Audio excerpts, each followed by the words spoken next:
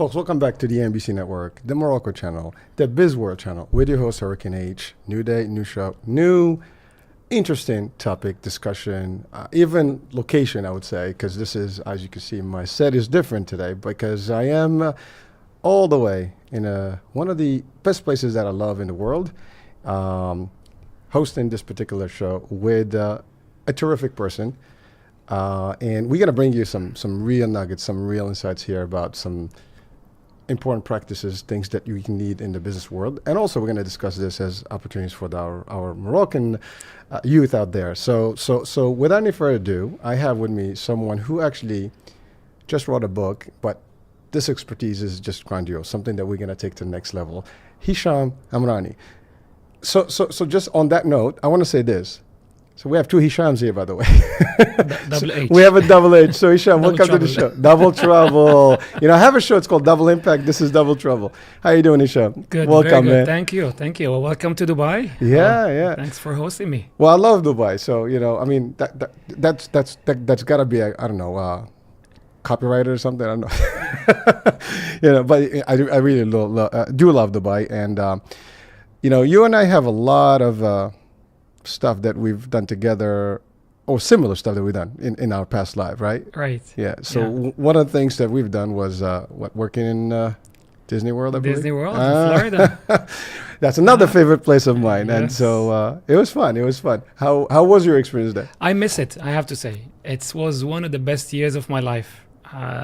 You know, fresh out of college, being thrown out there in one of the biggest businesses in the world at that point and still today. And it was a lot of fun for me. It was a lot of fun, a lot of learning. So coming from Morocco, right after I finished my bachelor's degree in English literature and language, 2 weeks or 3 weeks exactly after that, I found myself in the middle of Orlando, in the middle of Florida. Complete cultural shock, a lot of learning curve, but it was a lot of fun, a lot of learning. Well, I have to say, I actually use Disney in a lot of my talk shows and even in business, like literally in my career. I mean, I've used it because just like you, I flew in the day of my graduation, literally. So I didn't even attend it. I was in Orlando, and it was, again, a great opportunity. I mean, to work in Disney, I mean, that's one of the biggest organizations in the world, especially in tourism, right? And it was just a fun experience. As you said, I mean, I was a tour guide, so I had to do a lot of good stuff and talk to people. And that's actually almost what we're going to discuss about, like, you know, talking in public with a lot of people out there. But it was an interesting, you know, experience. I learned a lot. I was doing the business seminars, whatever they have, the business courses there as well with them. So that was something that stuck with me for life. I've applied some of the things I learned there as well. So, but, you know, that's the past. And, you know, since then, you know, I want you to tell us, I mean, just bring our audiences to your journey, because, I mean, you give us just a little bit of, you know, I graduated, I went to Orlando, but let's talk about your journey, the whole thing, and what got you to the work you do today. Because what you do, you help people. You really guide people to be able to stand before audiences and do a great job, you know, communicating, because that's a big deal. You know, Hicham, as it's funny that I say Hicham, as I'm talking to myself. Well, most people know me as Hurricane, so that's okay. One of my best friends actually is Hicham, and so whenever I'm with him, it's always confusing. But as I was growing up, you know how people, they know what, sometimes they know what they want. They want to be a doctor, they want to be this or that. Some of them, they don't know. I knew what I wanted, but not with a name. I just knew that I wanted to work with people. How, in what capacity, I didn't have any idea. But I knew that I wanted to be with people. And that's why, as you know, back then in Morocco, what you get to the high school, you have to choose either science or literature. And to me, it was literature. And I was really bad in math. I was really bad in chemistry. Let's not go there, man. Absolutely. But I was good with words, especially with writing, not with presenting. I was good with writing. In fact, most of the time, my essays were I was going to be asked by the professor or by the teacher to read them in front of my classmates. So I finished high school. I went to university. I studied English literature and language. I was just fascinated by this language. Usually Moroccans, they study French. I never had any inclination to study French. I don't know why. Maybe it was because of the teacher, or maybe because there are other things. But I really wanted to study English so badly, and that's what I did. I poured my heart and soul and time and energy. And as a result, I stood out. among the graduation, among my class. And one thing led to the other, and then the Disney people, they came looking for English-speaking Moroccans to come to work in Florida, a 1-year contract, as you know, in Epcot Center. And I was proposed by one of my professors, and he said, you have to go and do the exams. And so the exams were easy for me, as you know. I mean, it wasn't extremely difficult exams, but they wanted to know that you are able to speak English and that you communicate to public and you can write and understand when you read it, and which was okay for me because I was at the heart of English on a daily basis, studying things like Shakespeare and all of that stuff. So 2 weeks or 3 weeks later, after I finished my graduation, I found myself in Florida, in Orlando, and there when I started to understand what did I mean or what did I want by working with people. So to me, working with people on a daily basis, tourists, as you know, thousands and thousands of tourists come on a daily basis from all over the world, and we had to communicate with them. We had to explain what Moroccan food is, what Moroccan history is, why the culture, the minaret, the Babujlu door, which I'm from Fez. Yeah. I'm from Fez, and that door, that gate has a lot of history. And so explaining that to Chinese, to Americans, to French, to Mexicans, to people from all over the world, it really was to me one of the most enjoyable moments. But also it taught me a lesson about communication, and which I didn't know at that point. I just knew that it was important to learn that. So after I finished Florida, finished Disney World, reluctantly. Oh yeah. Nobody wants to live there, right? Honestly, but reluctantly. The reason I said reluctantly is because I had a better opportunity for me at that point. And I remember my line manager. He said, "You have to go. You have to go to your opportunity. We would love to keep you, give you an extension to your contract, but you have to do," which was a scholarship at Penn State. Nice. Yeah. Oh, so you you can. Yeah. You gotta go. As the movie got farther, they gave me an offer I couldn't refuse. And that's a great offer. I mean, a lot of people will literally kill for that opportunity. I mean, absolutely. I was one of 15 people applying for the scholarship, and I got that scholarship. And so when I went to him and I said, "Look, I got this scholarship. I really like it here. I'm learning a lot. You learn about hospitality, entertainment, communication, and there was opportunity for growth." But he said, "Go. You're not meant for this. You need to go and discover more." And so off I went to Penn State, did my 2 years in political science, only not to do anything with politics after. It taught me a lot not to do anything with politics in those 2 years. But it was a great learning experience. Very challenging in the beginning, very rigorous, as you know, but I learned a lot as well. Well, a lot of people have the same dilemma. They take something in school, they never do anything with it, but what they don't realize that stuff stays with them and it applies in real life eventually. You know that you learn some skills, you just don't apply them immediately. Well, it's funny that you mentioned all this stuff, because in the English story that you said there, I'm just like you. I was not a big fan of, we all grew up in French, so cultural French, I would say education, but I also refused to do it. My thesis was in English. I went to the American the American Language Center in Rabat, so I kind of wanted to be a little bit different, not more the French, I guess Moroccan culture thing. So I changed that as well, and that's really what got me into it. I was always like, I wanted to. And when I was actually in the American Language Center, that's funny thing is they had the sign that says, "Would you like to work in Epcot?" And so that was before high school. I'm like, I want that. And that was actually part of my, I've had a couple of interviews where they asked me like how it went, just like this. And I told them that was like my dream, like coming to Florida to work there. And I worked towards it. And what it took to do that, and obviously you had to do the necessary steps. But, it's amazing.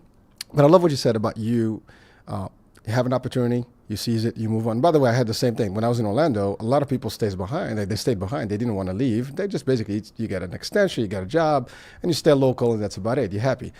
I'm like, no, I'm going to go to New York. And so I actually called somebody, and I got a job in New York, and I moved to New York, which everybody, you're crazy, you go to New York. Yeah, well, New York is the big city. You can make it there, you can make it everywhere, right? So, I don't know. Today, Dubai, we can say the same thing about where we are today. This is like the new New York, if you, in a way, you can look at it that way, right?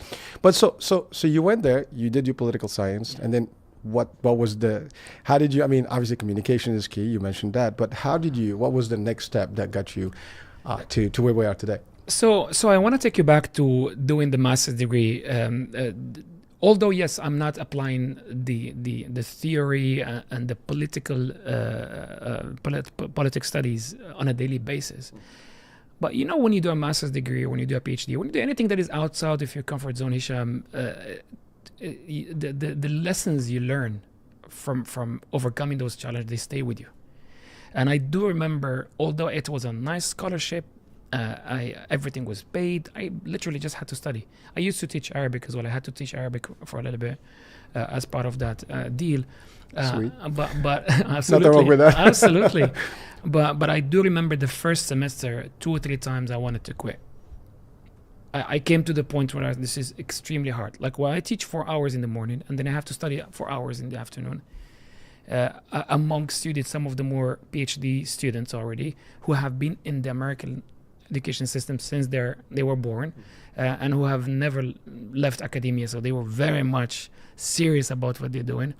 And here I come, a foreign student with the one year off from school at Disney, where it was fun, but it was a lot of learning, but there was not as rigorously studies as before. And so obviously the natural reaction when a challenge comes sometimes is we want to quit. It's one of the options on the table all the time. And I do remember the third time, to me it was that's it. I can't do this. It was just too much. But it happened. I stayed. I stayed, and with the help of a friend who an American friend we're still friends till today, 25 or 24 years later. Nice. And It's hard to come by these days. Absolutely. And she just told me just baby steps, just one day at a time. And at that point I never heard that word before. One day at a time. One day at a time, and one thing at a time. Yeah. I mean, and it works. And I took it and I applied it religiously, one day at a time. I'm not gonna think about Wednesday or Thursday or Friday. This is Tuesday. Let's do this Tuesday. When Wednesday comes, we'll deal with it. And that helped. So after the second semester, it got a bit easier. Then you have the summer break to recoup and to rest a bit, and that's what happened. So after I finished my master's degree, I started a PhD program in London School of Economics in London, and that was an interesting experience. Other side, okay. Yeah. A whole different system. Moving from the US to the UK. Yeah, I mean, it's English, but it's completely different system, two different cultures, two different mindsets. But for many reasons, I after 6 months, I had to drop out of the program and move to Dubai. I came to Dubai to rest and to visit my brother, and they stayed. He left, I stayed. Well, we could talk about the Dubai, piece too, but I wanted to touch on a couple of things you mentioned, because for our audiences and worldwide, and also specifically Moroccan, youth, I mean, there's a lot of things here that they can learn from at least your journey. One is you had hit some hurdles, obstacles, blockades, and whatever it is, and it's a big deal as far as inspiration, and people sometimes they get to that point, they get snagged, I can't do this anymore, they stop. You didn't. Obviously you took a little bit of work, and you had somebody that was your, I guess that's something that we always need to look for, which is your entourage, right? Yeah. Your support system. You had some voice of reason at that point. Well, exactly. Yeah. Somebody, listen, we all have decisions in our minds, right? But Yeah. sometimes we don't always make the right decision. Sometimes you want to bounce it off somebody, and you get that. And then when you have someone that can truly give you the right feedback, that helps. So again, for our audiences, whatever it is that you do, you have to literally focus and just don't give up on things. I mean, that's a big thing. We hear this, never give up, right? That's one of the biggest problems that we have, in that people, they just don't take the long run. I mean, they think it's a sprint. I'm going to do it. It's over. It's not. That's not how it works. Life is a marathon. It's a long space. In your case, you had it. I mean, you've tried different things. I mean, you started a PhD program. Not everybody can claim to do that, and it didn't work. You stopped. But even that, see, that's not a failure or anything. That's actually just a transition. It's something that you've decided. You've already gone beyond the average person's education level, right? But that gave you the stuff. Now, that was your actual, I guess, educational spin, right? Yeah. So now you came to Dubai. Yeah. And you kind of came to rest, but you didn't. Well, I came to rest before to figure out what was going to happen next for me. So he was living here, my brother, and I said, I'll come to see you for a month or a few weeks, and then take it from there. And at that point, I've never been to the GCC area in my life. So I was about 25 years or 26 years, I think. And that's how it happened, which is, I think, the story of 80% of the people living here in the UAE. They come to visit, they like the place. And so I sort of came in when the country was really taking off. So I was really impressed by, the timing was very good, and I was impressed with the project, with the thinking of the leadership, with just basically the energy of the place. It's just a happening place, whether it's Dubai or Sharjah or Abu Dhabi or other, it's just a happening place, and people are transforming lightning speed, and it's, you can see it, you can literally see it happening in front of your eyes, you know. And so I think my energy just plugged in here, and then he left, and I said, look, I'm staying. Oh, he actually left. He left. You replaced him. Absolutely. Well, there's nothing wrong. I mean, listen, you know, but I love, again, what you just said now, it's a very good point for people watching and listening worldwide. Because, I mean, obviously, we broadcast everywhere. So there will be people from the JCC that will listen to this, but obviously the Moroccan, youth, North African youth, the Arabic world, or even like the Americans. And because, I mean, this we're going to discuss a deep dive on the actual core of discussion, which is, public speaking. But this is what got you into this journey. But the idea of discovering a place, acclimating to a place, and you've done enough of that. You bounced from, I mean, that's just a cultural shock. I mean, Morocco, U.S., England, Dubai. I mean, that's quite a bit of a flavor that you've actually gone through there. But it's part of who you are, right? That's your makeup, right? You've learned a few things, and I love what you said. You came in just at the literally inception of the new Dubai, or the new Emirates, right? And that's another one, because it's really booming. And listen, I came here, this is my fourth time, and I've loved the place, and so I can tell you it's just attractive from the different energy levels. is The energy is different. I mean, the energy is different. Opportunities are here. I mean, we used to say the American dream, like I had when I was a kid. Now there's something called the Dubai dream. So a lot of people come, the UAE dream. So people are coming here for that reason, and you found it. And I have to say, listen, when we first met, actually, I think here in a couple of years ago. It was at the Expo, the Beauty Expo Awards. And that was like, I was already impressed when I met with you and I knew what you did. I mean, that's pretty, listen, I have this thing, and for all Moroccans of the world, we have to be proud of our achievements, and not just the Moroccans, I would say all Arabs, or all people that are successful. Actually, I meet someone that's successful. I do a lot of shows with worldwide, guests, right? They're from different backgrounds and, parts of the world, literally. And you got to be impressed what the journeys of people and how they do stuff, and how inspiring those stories are. But when I met you, I mean, it was just, first of all, the name. Hey, I can't say nothing about that. It's my name, right? So I can take credit, with you with that. But at the same time, the idea that someone that you see, you meet, and they're doing a great job. And as a matter of fact, I guess a mutual friend of ours who and I know, same thing. We actually were impressed when we were attending the award and he was giving the speech. Now, I believe you helped with that speech too. So we're going to talk about that. But it was just impressive to see someone that is that had a journey, and I have him on my to do checklist in terms of interviews. So he's coming on board as soon as we get to him eventually. But so the concept here, and we give him credit, right, Mohammed Jariri. But really the concept of when I met you, I was very proud of the work you've been doing. I didn't know that you were writing a book at the time, and so when we met, you're working on this book, and your work is really public speaking. You consult, you teach people how to stand in front of audiences. Now, you talked about sharing your culture with the people of the world, Chinese, Americans at Disney, right? That's actually expressing different things, and standing in front of people, audiences in general. A lot of people are shy, a lot of people are timid. So I'm going to ask this question. A lot of people are afraid of standing in front of people and talking. I mean, it's the number one fear now.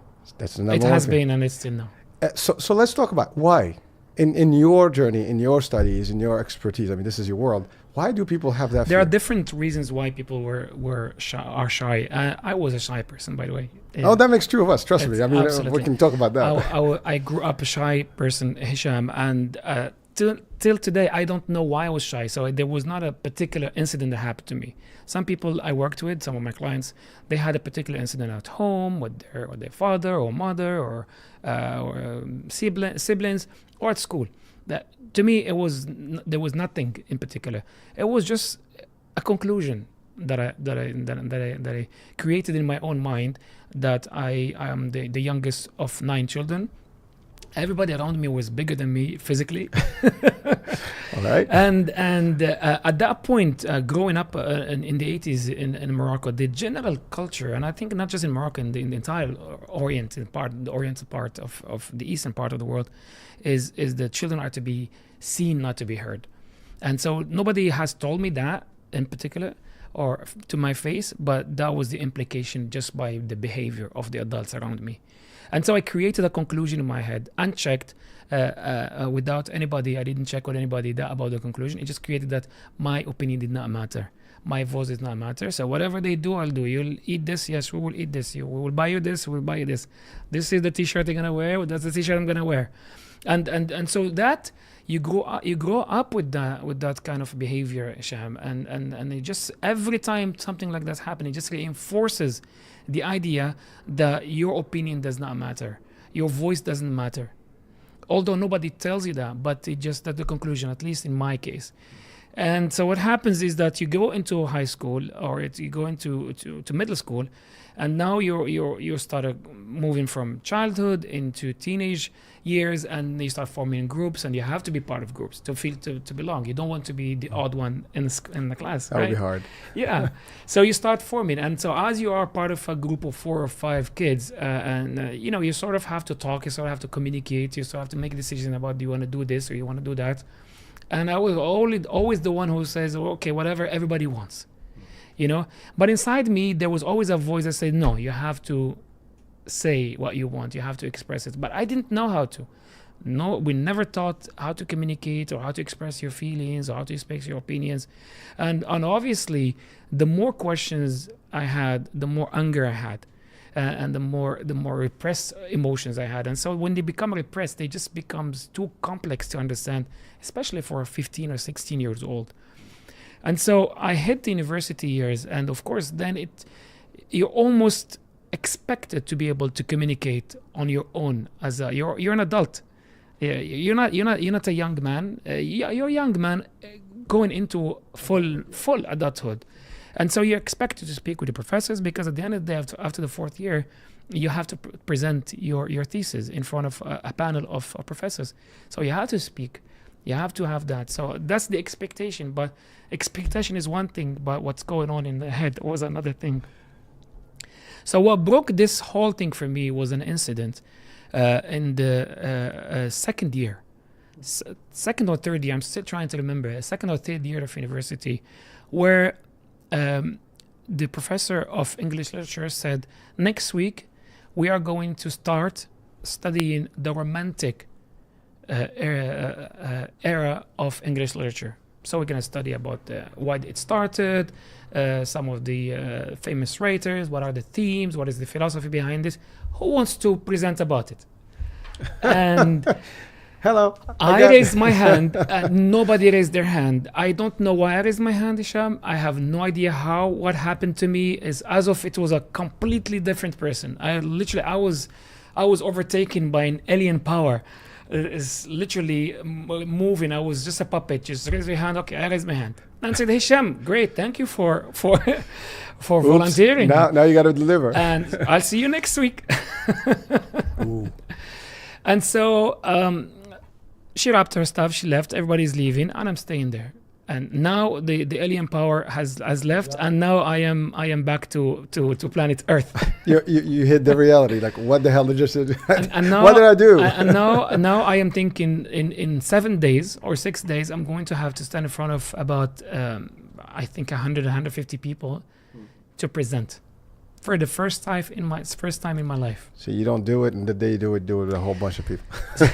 Crazy. So usually I take a bus to go back home from university at the day. Because of the stress I had, I decided to walk. I think I needed to breathe. Usually the bus is very full of people, and I couldn't take that, so I said just to walk. So basically I am walking back home, and you could imagine all hell broke loose. Negative ideas, all the imagining all the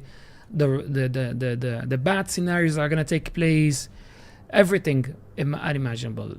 I couldn't sleep, I couldn't eat. My family thought I was sick. Anxiety, that's what it is. Yeah, and interestingly, I still face clients who are much older than when I was, and they still felt it. The moment they receive an invitation, Hicham, to a speech or a presentation, they tell me, Hicham, I hate the fact that I lose appetite for 3 or 4 days. Please help. And I completely understand them. I plug into that energy, Hicham, because I've been there. I know what happened to me that week. It's a week that I lived, but I think I didn't live it. I was there, but I was not there. But I had to prepare. So I poured all of my energy into old school research and books. That time there was no Libraries. Libraries? Library. Only one library. Oh, one, okay. One library. Got all the books that I could get my hands on, put them back home, and they just started to read and take notes and prepare. And then that was okay with the content. What I was not okay is the psychological and the delivery part. So the day of the presentation or the day of class comes, and I'm walking to university. I couldn't take the bus, and all I was doing is praying. I'm praying that the professor, she will not show up. She will call sick. Her car will break down. She has an emergency meeting with somebody. Anything and everything. Rain, but nothing of that happened. So I got to the class. I'm sitting there, still praying and hoping, and here she comes. Oh, I'm sure your heart was pumping. My heart was like up here.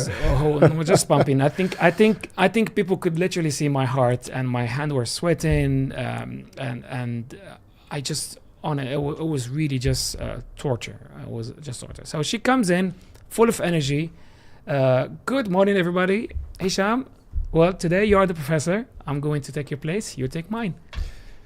Off you go. Oh, boy. All right. Well, moment of truth, right? You prepared for it. Now you just got to do it. Yeah, moment of truth. So I walked from my place to her desk with like a dead man walking, like the movie Dead Man Walking. Zombie. Yeah, it seemed forever. And I stood there, and I look at my note. I was still looking down, and all of a sudden, Hicham, something really, really happened. Something really interesting and weird and strange, and I still don't understand what it is until today. All of a sudden, I raised my head. I fixed my posture. I went to the blackboard and I drew 2 circles, and I said, "Today we're gonna talk about Romanticism, but this is in this circle. I'm going to tell you just the main themes of before Romanticism in the English literature, but we're going to focus more on the Romantic, and I'm going to tell you in bullet points why it happened and what are the main themes and what are the main writers." And off I went, unhinged, unchecked, no issues, no sweating, no heart pump, just me speaking and delivering as if I was the professor. 15, 20 minutes, and it passed so fast. I was praying and hoping it never ends. I finished, everybody clapped, professor gave me great feedback. Well done, Hicham. She finished the class, and we finished the class and she left. I'm going back home. I am on cloud 9. I got the whole world in my hand. I can do it. My voice is out finally. Yeah. That is a start. Well, again, folks watching one right now and listening, and specifically for the youth, this is a big thing, because what you mentioned earlier, Hicham, about how we grew up. And by the way, it's not just you. I think all of us have that, especially coming from the background that we have.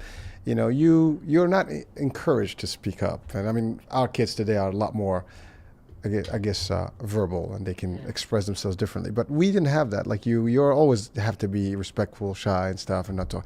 And by the way, I share exactly similar stuff with you, where I wasn't really the one that spoke much. It's by default you have to do it eventually in life, but I didn't have the experience you had, but I'm sure at a point or another I've had it in the corporate world, by the way, and I can talk about that because we're gonna lean into that right now. Sure. In the corporate world, I had similar issues where, not issues, but like I was in sales, right? And actually the first time when I did present, big time was in Disney, because I was a tour guide. Yeah.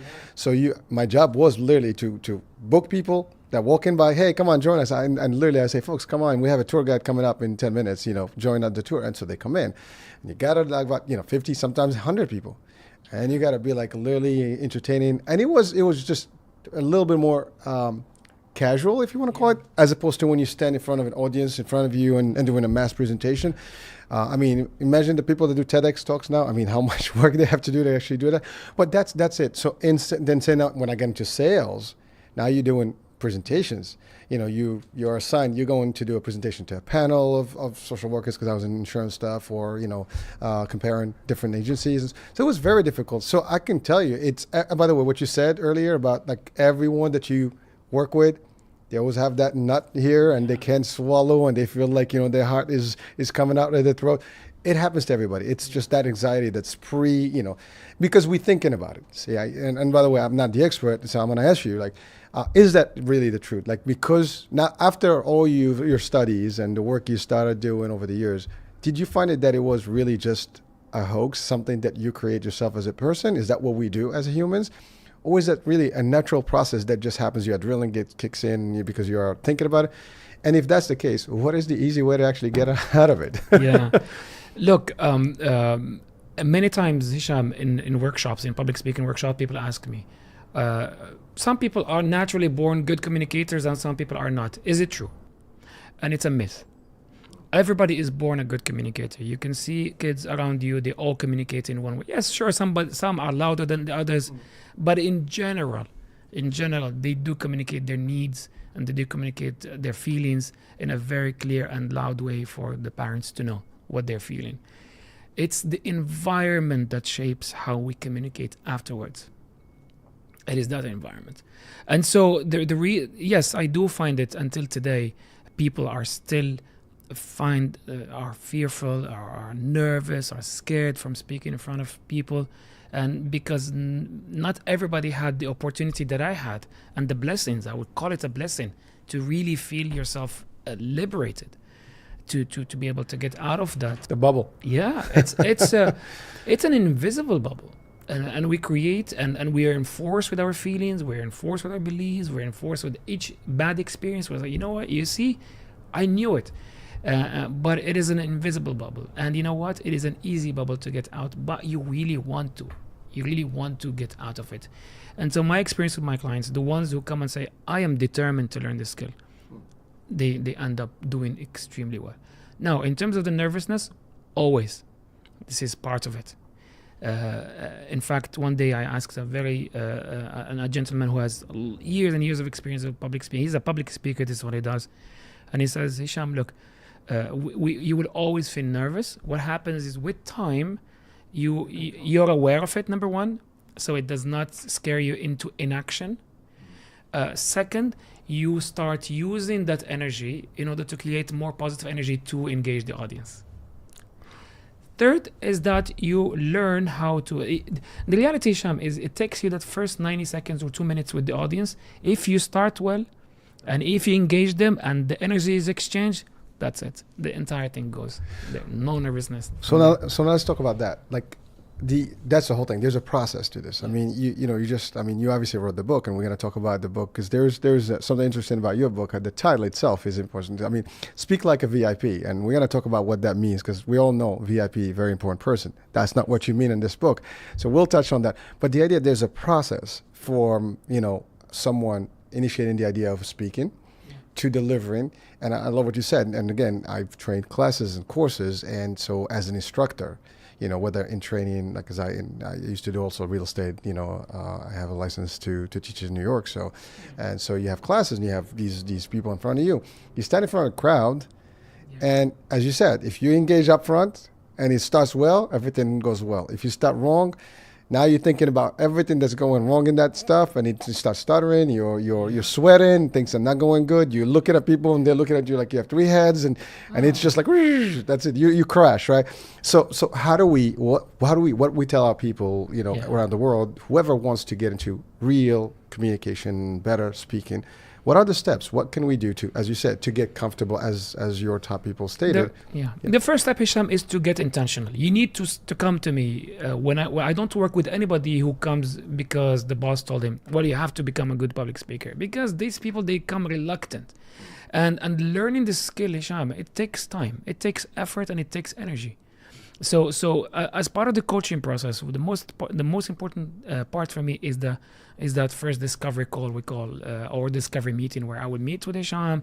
We're gonna just have a discussion, and as we are speaking, I'm assessing how responsible and how accountable he is going to take this, how much accountability he will have towards himself, because you're learning a new skill like anything else, whether it's writing or speaking or cooking or engineering or coding. Any skill that requires time and time, and there is a learning curve. I mean, the learning curve, you start well and then it's easy and it gets difficult, so you go to the bottom, and then you persist a little bit, so you go up, and then the challenge gets a little bit more difficult and the advanced level, and then you go to the bottom, and it just goes like this. And so you want to be aware of that, and you want to be willing to be invested that whatever happens, you're going to show up to that process. So the first thing is you need to get intentional. Second thing, you need to understand the science of human communication, especially nowadays. Nowadays, there is something called attention span. And in order to get the audience to be attentive with you, you need to engage them. And there are certain techniques to engage them. Like in sales, I did a bit of sales studying at some point. And you know, there's a process. Breaking the ice, finding a rapport, you know. My favorite one is collect a series of yeses. Collect a series of yeses from the client, so that when you share your offer, no objections. And so there's a technique. I never heard of that before until I studied it, and that's what exactly public speaking is. There are a lot of certain techniques that you need to understand in order to really do well. And so understanding the power of your words, understanding the power of your tone, your voice tone, and what it does in order to engage or disengage an audience, and understanding the power of your body language. Our body speaks louder than our words. Pictures worth 1,000 words, as they say, right? Absolutely. Our bodies. If I tell you I am happy to see you today, versus I am really that was bad, man. happy to see you today. Yeah, big difference. Yeah. Because I'm really happy to see you today. So I have to, if I mean it, I have to show it. If I don't show it, the audience is not going to read my mind. And so get intentional, learn the science of human communication, which is your number one job as a speaker, is to get people to be engaged with you. If they engage with you, or that they agree with your ideas or they disagree, is irrelevant. You get their intent, you get their engagement, check. You have done a good job as a speaker. If they agree with you, or you're saying the most intelligent stuff in the world, but nobody's listening, X, you did not, as a public speaker.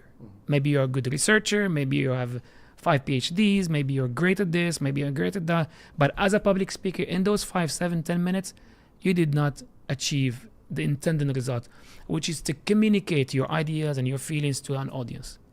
And the audience is not going to receive if they're not connected. And so what we do is, the most important part of a speech I work with my clients is the beginning. And so sometimes we start with a story, sometimes we start with a question to the audience, a rhetorical question, or a question that requires the engagement of the audience. Sometimes we start with a shocking number. There are many techniques to start. Nowadays, a hook. And nowadays there are so many things. I mean, you just go on your LinkedIn or on Instagram, you'll find there's always something that you can and you connect it. You know, you connect it to your theme of the speech, and so now you got them. You got them in those first 20 seconds, 30 seconds, 1 minute. Now you got to maintain. And now you need to maintain. You need to do a maintenance every now and then. And so one of the things that we work on after that is we need to have a laser focused, very sharp message. And the question I put to my clients is, so when you finish this speech, what do you want me to think about or to leave with? And you know, Hicham, nice. This is a question that seems easy, but it's not easy for a lot of people. And so they get the pen and they start writing, and now they have a page and a half. Nobody is going to remember a message of a page. It has to be 10 words or less, and otherwise nobody is going to remember, because there's a lot of traffic of information. We are in the age of information. And there's, so my ideal message is 3 to 4 words, something that people can, yes we can type of thing. You know, It works. it will go down into history as one of the best, I think, campaign lines. Yes, we can. It's 3. It's easy to remember. I don't need to make an effort to remember it. I don't need to recall it. My brain doesn't need to spend 1 gram of energy to recall it. It's just there because it's easy and it has to be repeated so much. Just do it, Nike. Yeah, just do it. And so now you got there and you got them engaged. Now you shared them why you're speaking, what is your main point, and now you want to reinforce those main points, and you don't want to reinforce them with 15 points, just 3 points, the magic number. There is a reason why our brain loves 3 and 7, 3 and 7. So, but you don't want to do 7. 7 is a lot. So unless you are a keynote speech and they expect you to speak for 30 minutes, but in majority of the time, I advise my clients never to speak more than 5 to 7 minutes, unless there is a compelling reason to do so. Or like academic stuff, like where you're teaching something. Yeah. Absolutely. Because again, at the end of the day, public speaking is a sort of a branding, you know. And if you come here, no matter what your title is, and you come and you bore the audience to death, that's not good for your brand. Yeah, we're on you. I mean, that is not good for your brand. So Hicham, just on that note, because I want to share this, because this could happen, and there are a few things that can affect somebody's ability to communicate sometimes, and you can be good at it, right? You practice, you do it enough.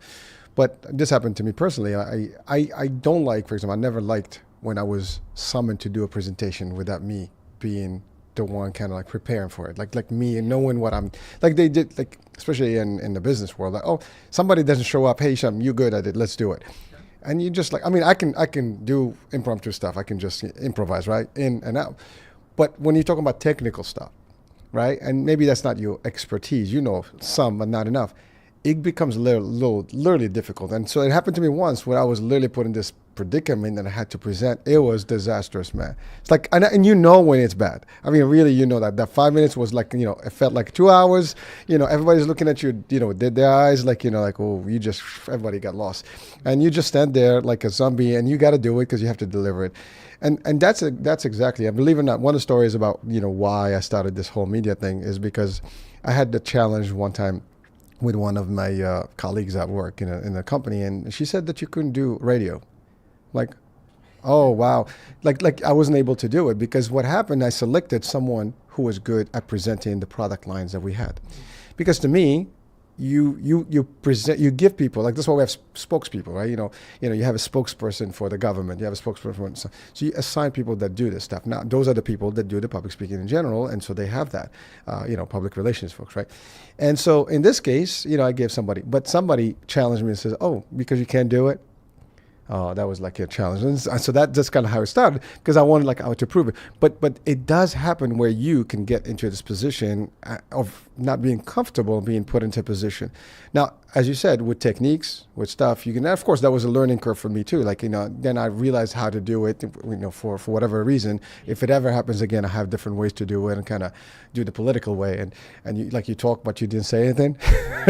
So again, no offense, politicians, but that's how it's done in politics, right? You give them a question, they go around it and between it, but they never give you a straight answer. But that's how it is. So I was able to kind of strategically work those things, but it was very brutal for me as an experience. As you said, that's where the worst experience as a public speaker.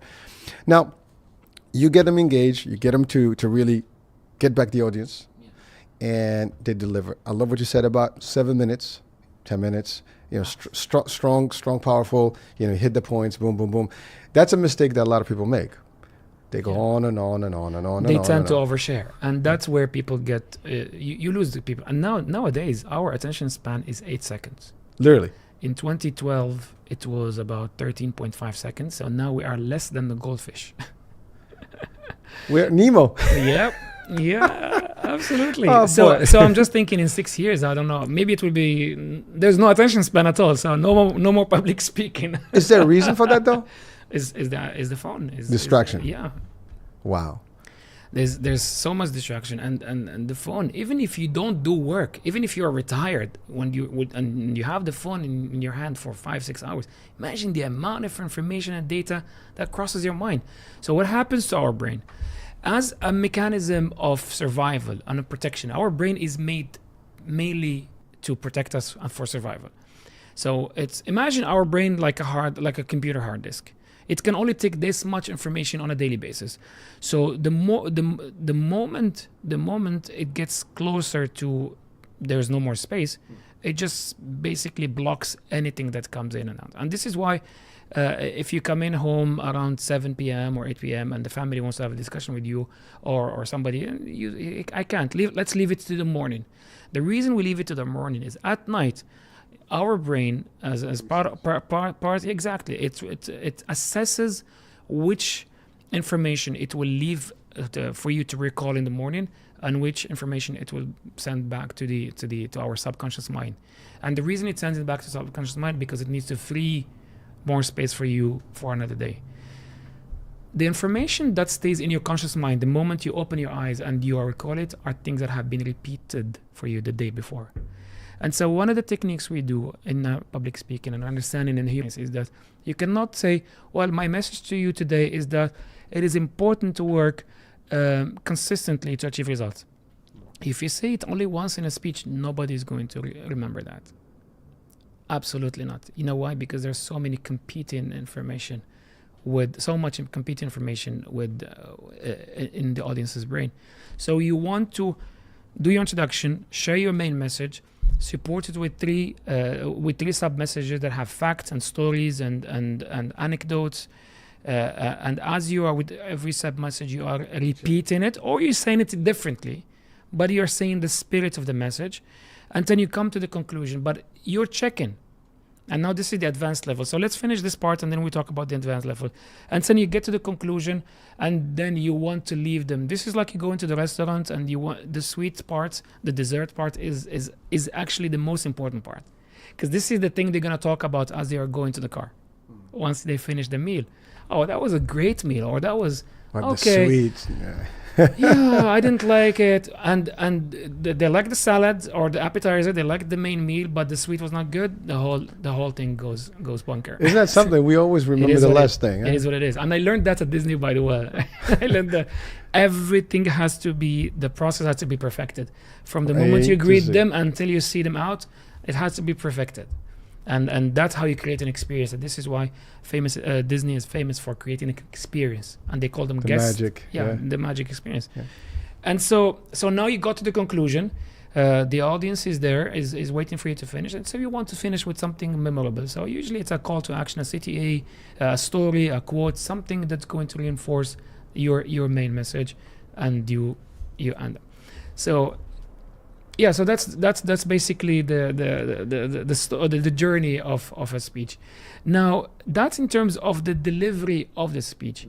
So what I do with the clients is the ones who don't have the confidence, or they have the shyness they used to have when I was in high school, or they are very nervous and scared. So during the preparation, we don't prepare the speech the first time, as we work on the mental stuff. We do mental preparation. Well, that's important. And as you know, Hicham, as mental preparation is more important than even the physical preparation. I know football teams now, they will spend more time, or at least equal time, on the mental preparation than on the pitch training. And whether it's basketball team or football team or any other teams, they will spend, because they understand the power of the brain. When you do something and you repeat it in your brain, there is a high chance that you will be able to do it in real life. And so we stay with that with the clients. We stay with the rehearsal and the mental preparation, and you want them to close their eyes and to see themselves going on that stage, and how they're going to open, and how they see the audience's faces, and how they interact with their engagement, and how they will switch from there to their main point, and how they deliver and how they go back. They literally, as like a movie. They see the entire movie, except that they are the director. And now here's the interesting part about that. We all see that movie. We all see that movie. We all have it. Before a presentation or speech, everybody sees that movies. There is only the difference between a professional speaker or somebody who has trained, especially the way I train my clients going into the matter, is a professional speaker is actively directing that movie. Actively involved and intentionally involved in directing a movie and not letting it get out of control. An untrained or unprofessional, not professional speaker, they are letting the movie be created by their emotions. And therefore they get overwhelmed. Therefore they get overwhelmed. Oh my God, the CEO is gonna be there, the vice chairperson is gonna be there, that person, that guy, and so as a result of that fear, they start creating scenarios, and that scenario is a movie, and they start seeing themselves doing something wrong, not saying the wrong thing. They start something having difficulties and nervousness, and guess what happens when they go on stage or they go in front of the boardroom? What happens? They flunk it. Because they have created that movie in their head. And so what we do is we actively create a different movie. And this is something we do, whether it's applicable, whether it's public speaking or life in general or any situation. But the difference is because you're consciously thinking about it, you start really kind of veering towards that, and which is not a good piece for you. Now, is it true, this is just, you're the expert, is it true that people have to literally stand in front of the audience and kind of blank them out, or maybe look at them? Because I've read. I've heard all of kinds of things. Some of them are funny. Some of them we should not speak in the camera. I know. Yeah, they say like see them in a particular way or form, just to kind of blink. Or look at the forehead. The most famous one is look at their foreheads. And to me, it's okay if you want to go that route, but that is a route that is avoiding the route. That is a route, or that is a path that is avoiding the root cause of the issue, which is that you are unable to make eye contact with other human beings. And so this is the natural thing, is for us to be able to make eye contact with other human beings. If we're unable to do that, there's something wrong with your software. And this is where I come in. I like that. I come in with the software check. Why are you unable to make contact with other human beings? I'll tell you why. Because of 4 main fears. And the number one fear of public speaking is not actually fear of public speaking, it's fear of judgment and fear of embarrassment. Because you're always thinking about, like, what did they think? What I are they good? think I don't about? know my stuff. And it's valid. I am not saying it's not valid. It is valid. Of course, if you go and you deliver 4 or 5 presentations in a very bad way in your office, then they're not going to give you the promotion that will make you have to speak in front of the boardroom or other senior clients. I completely understand that fear, but we don't let fear control our lives. We can discuss with it. We can have a conversation where it's coming from, and thankfully nowadays knowledge is not an issue. You don't need to go to some expensive therapist or something unless you have an issue. That's a disclaimer, by the way. But if it is just at least for general awareness, and you can just type on YouTube or get my book or anything. Well, so let's talk about this. The first part, literally, it takes you into an inward journey to understand to understand which fear you have, first of all. And I said for them. So fear of judgment, fear of failure is the second fear. The third one is going to surprise you. Fear of success. Seriously? Yeah. It surprised me. I never understood it. It exists, but I never understood it because I never felt it. To a certain extent, I did actually felt it. Well, because success is scary? Few people I worked with, they said, if I do well in media interviews, if I do well in my speeches, then it means they're going to give me more responsibilities. That means I'm going to have less privacy. This means I'm going to have less time for myself and my family. I don't want that. I don't want the spotlight. And they didn't link it. So they were just running away from it, and they make them nervous. And so in an indirect way, unconscious way, they sabotage themselves when they speak, just in order not to get to a position where they have.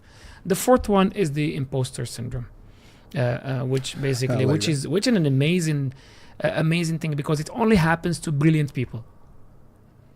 People who are brilliant, who have worked hard to be what they are, and they feel like they feel that they are imposter, that they feel like a fraud, that they are not where they're not the right person to be invited to that panel or to that interview. So they lack confidence in their own ability? They minimize their achievement. Interesting. Yeah. So that's the 4 fears. And so in the first part of my book, and because of my experience and because of the approach I learned, I dedicate the entire first part into a 21 days exercises where it's a deep dive on who you are. It's you say hello to yourself.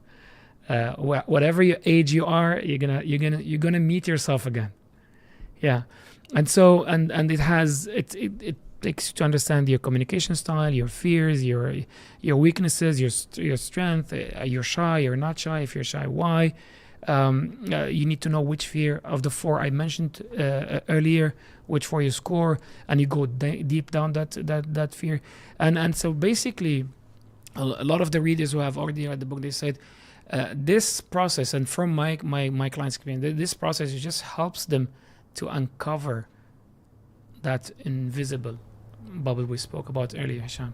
And now they are aware of it. The visual is there. Now they're aware of it, and that's a happy day when we get to that breakthrough with a client. Now I am aware that there is an invisible bubble, but at least now I see it. So it's not invisible anymore. Now it's visible for me. All I need to do is to take it off, and that's the intentional part of learning the skill, and that's the second part. And in the second part, I take you into a journey from how to write a speech to how to start, how to prepare physically and mentally, and how to engage the audience. It's very, very practical book. Not a lot of theory, a lot of practice. So Hicham, I have not read it. I've actually started reading, believe it or not, because I just got it.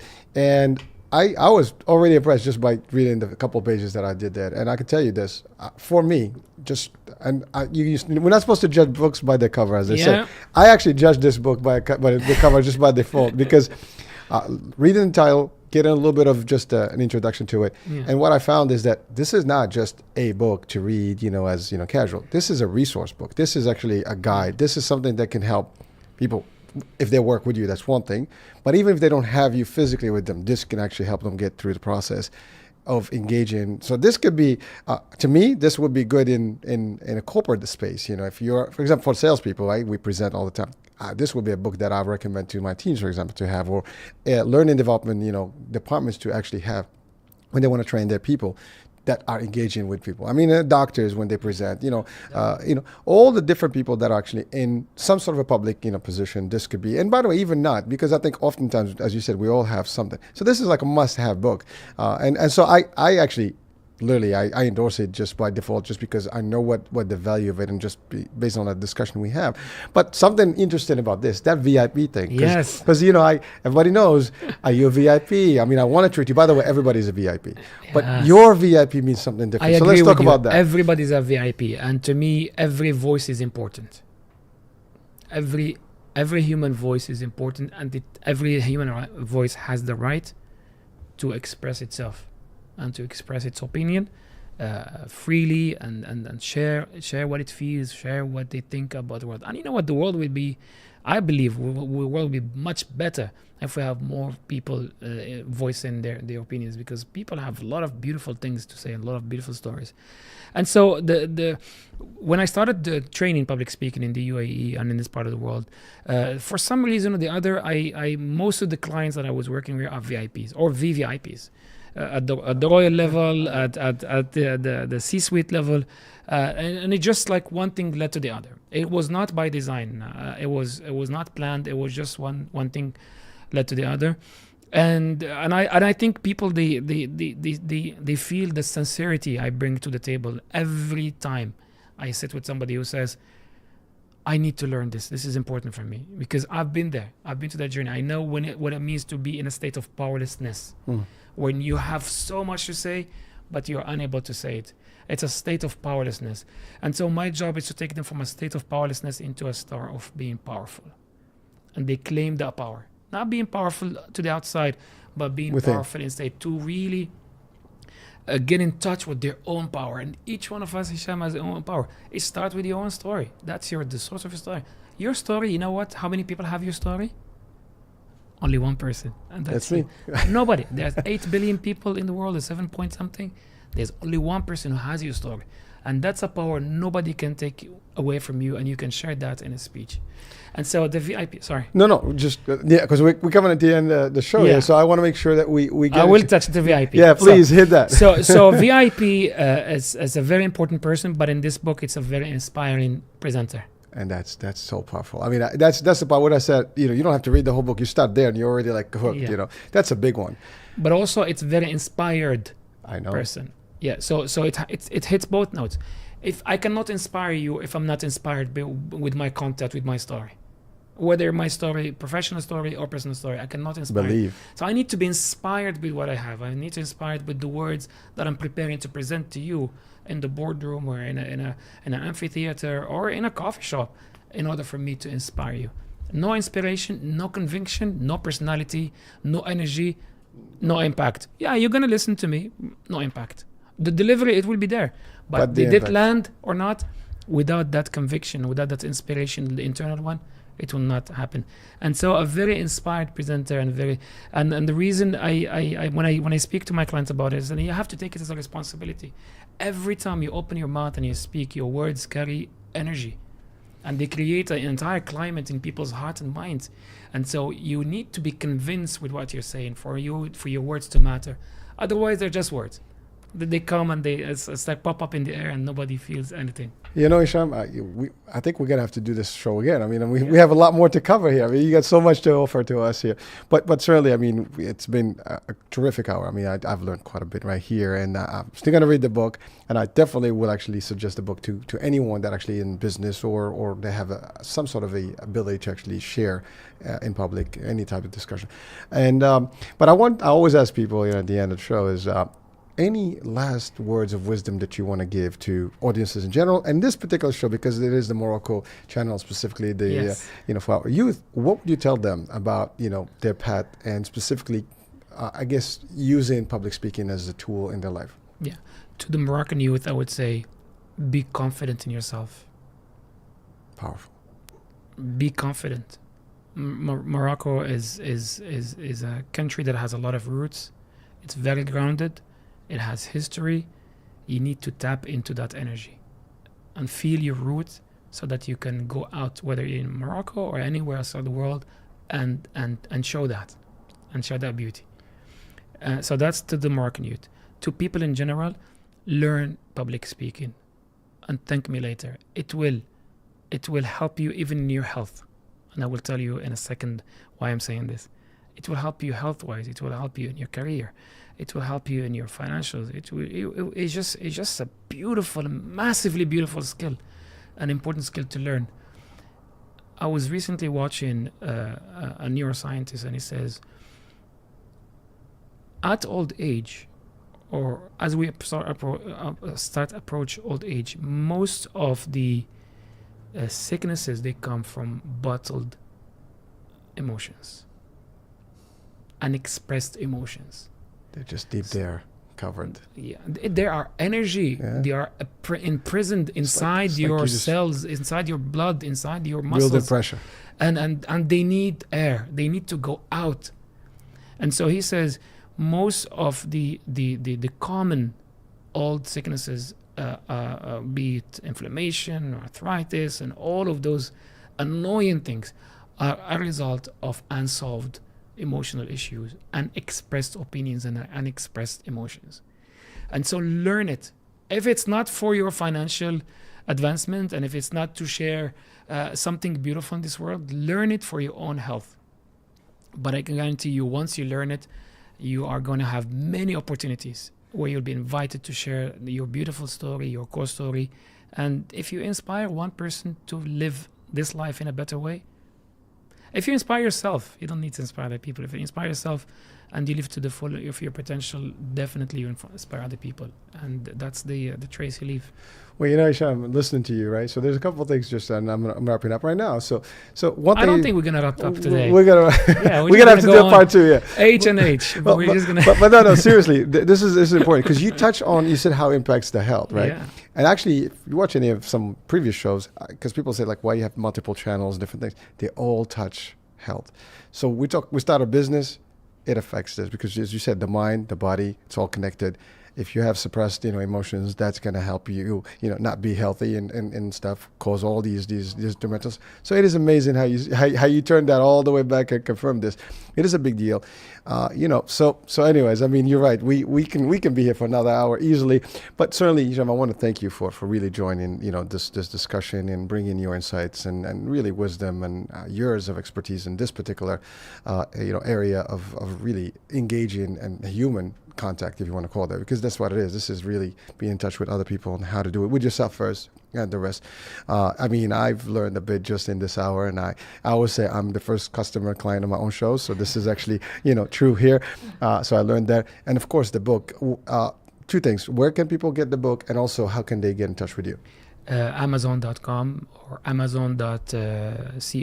It's available most in Amazons, but Amazon.com is there on a Kindle format and on paperback. I am still thinking to make it an audiobook. Nice. It's just the time, honestly. It's just a time investment. And how they can touch with me on Instagram. I'll leave my handle: Instagram, LinkedIn, TikTok. That's it. And I'm there. All right. Well, so I will have actually the link to Yes. your book, as well as to your Instagram and social media in the description of the show, so people can actually get in touch with you. I'm certainly gonna have this copy to myself, and we're gonna have to sign that thing, Of course. and then certainly we'll have it, available. I'll be reading it, and I'll be sharing the value, and of course I'll be even using it with teams, as I see fit, where, in some of the corporate, spaces over the US. So hopefully, we'll see a lot of impact with it. So Hicham, thank you so much for being My with us. pleasure. Thank you for having me, Sham.